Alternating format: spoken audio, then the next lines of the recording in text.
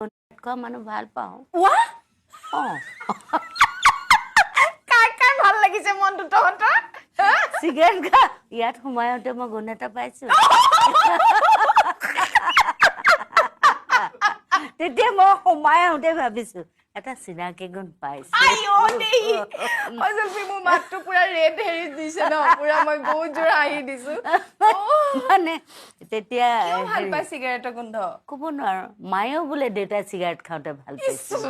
দেখিছা প্ৰেম শ্বিলঙত সোমাই থাকোঁতে থাকে কেনেকুৱা এতিয়া মোক চিগাৰেট কোম্পানীয়ে মাৰিবহে এতিয়া যিটো অৱস্থা হৈছে